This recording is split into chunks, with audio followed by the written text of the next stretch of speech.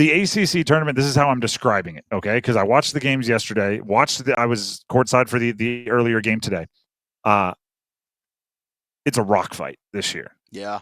Here's the math for this year's ACC tournament.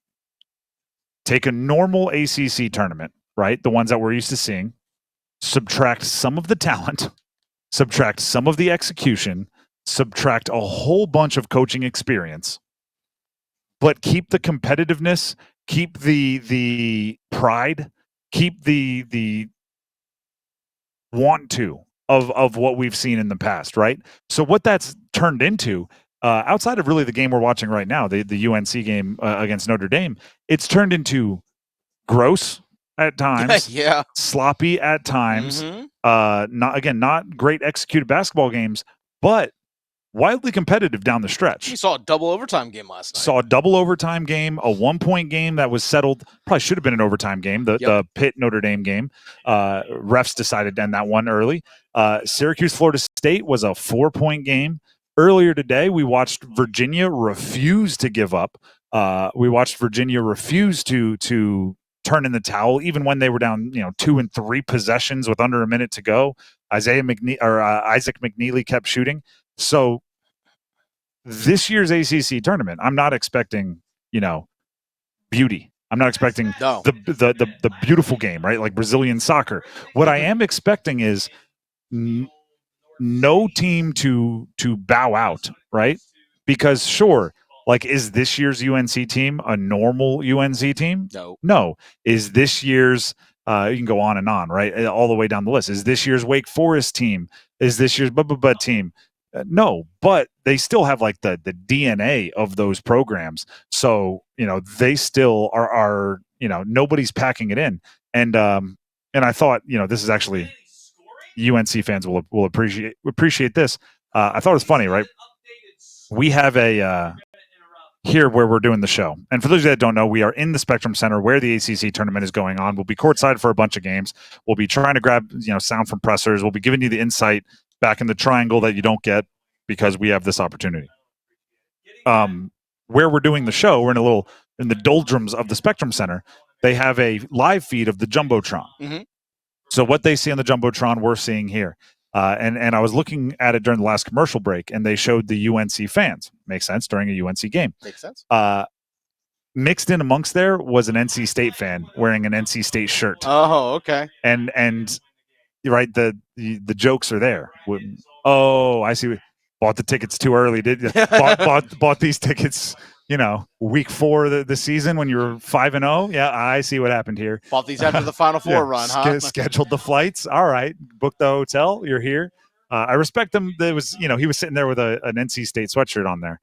But I was gonna say that maybe the presence of NC State. Obviously, they didn't make it to the ACC tournament this year. They were one of the bottom 3 teams. Only the top 15 make it.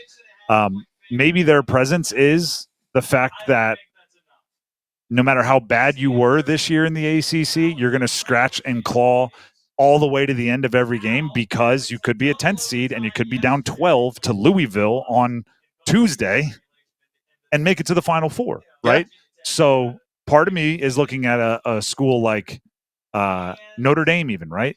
And going, yeah, you probably should have lost Tuesday to Pitt, right? Based on the level of play you put out there. And now it's looking like you're going to probably should lose to UNC. Should. But if you can escape, there's that's where NC State's presence is felt. They did something last year that gives everybody hope. That was going to be my saying, but it turns out NC State does have a presence here. It's just one guy in an NC State sweatshirt. Yeah. With a sad look on his face amongst all his UNC fans. On the Jumbotron, just like, don't put me on the Jumbotron, man. Not today. I mean, obviously they're not hearing this first time we're ever having teams not make the ACC tournament. But one of the things that I've always appreciated about coming to the ACC tournament is that people would still show up. No matter if your team was playing or not. Guess what? It's the ACC tournament. You carve out days in your calendar to either attend and watch, and you still represent your school, whatever it is. I mean, I've saw people, wearing Syracuse stuff earlier today, just because they're here. I saw people wearing Duke stuff. Duke doesn't get here until tomorrow, but people are still going to represent their school and represent their fandom and come to the ACC tournament. And that's something that's really special about the state of North Carolina and this tournament. And that's, what makes it so great when it's held in this state, is that people are still going to show up and buy tickets for the first session or second session of a day, just because it's the ACC tournament. And you know what? Even if my favorite team's not in there, I'm still going to rep and I'm still going to go watch. And that's something I always love and appreciate about this tournament. And no matter what team you are a fan of, if you are in attendance, you are being given a treat today.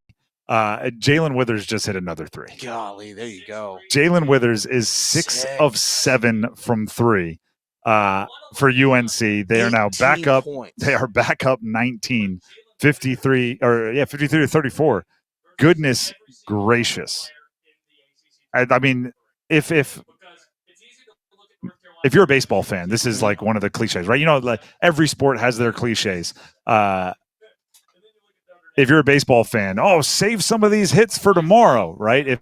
When you're batting around in the 9th and you're already up 10, like, don't drain the bat, save the hits in there for tomorrow.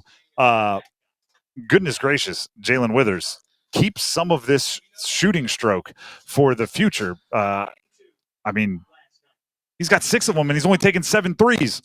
His season high, by the way, is 19 points, which he had against Syracuse back on February the 15th, so roughly a month ago, or 4 weeks ago, we should say. And that's actually the game where they kicked off that 6-game win streak for North Carolina before they got to that game against Duke to close out the year. That game at Syracuse is where he knocked down 3 of 4 threes and played 24 minutes that night. Really got back into the rotation pretty heavily and actually started that game, put up 19 points and had 6 rebounds in that game. And again, that kicked off that 6-game win streak. If this team, when we saw during that 6-game win streak, when he was playing at the level that we've seen him play so far today, but when he's playing at a high level, being a true stretch 4, because he's got the size to defend down low and play down low on both ends of the floor. But when he can stretch the floor as a 4, it allows Drake Powell to play his more natural spot as the 3. And that actually gives them the size. And it does, like, if I'm an opposing team playing against UNC, I'm putting big guys on the floor. If Jalen Withers is knocking down threes at this rate or anything close to this rate, even if your big guys are doing what they want to do on the offensive end, you're trading threes for twos. You're losing that, and you can only do that for so long until you have to pull your big guys off the floor. Now you're playing UNC's game, which is getting out and running and doing the things that Hubert Davis wants to do, and they can play some of their smaller guys without worry. So it is, I mean, this is not high-level analysis here, but if one of your big guys is going to make 6 of 7 threes, you're going to be very difficult to stop. Like, if you do that, every team should be on notice. Granted, it's hard to do, which is why, I said it's not high-level analysis. 6 of 7 threes for Jalen Withers. Bananas. And credit to him. Credit to him in a big way.